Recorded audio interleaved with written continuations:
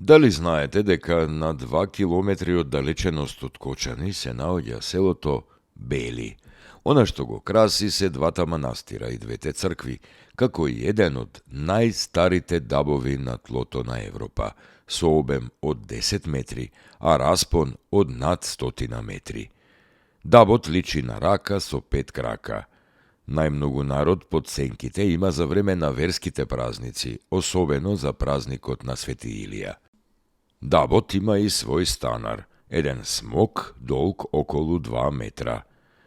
Змијата е чувар на дабот, велат мештаните. Откако знаат за себе, смокот бил тука.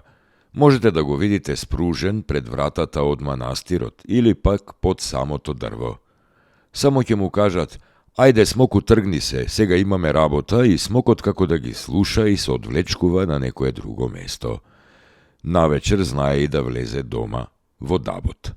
Кога се санирала дупката, 2 часа го молеле смокот да излезе од дабот. По долго убедување, велат мештаните, смокот го напуштил дабот и тие така ја затвориле дупката. Сега веќе ја нема дупката, но смокот најверојатно повторно е внатре, преку некои други тајни премини, тврдат жителите на Бели и на околните места. Дали знаете дека пештерата Мечки на Дупка, на Матка, е наречена според мечката која живеела во оваа пештера? Мечката ги напаѓала малите овчарчиња и им го давела добитокот кој го паселе. Неколку пати биле организирани и потери, но сите потери по лов на мечката завршувале безуспешно. Еден ден фатило големо невреме, 2 овчарчиња, за да го избегнат силниот дожд, се скриле во пештерата. Момчињата слушнале како некој зад нив рчи.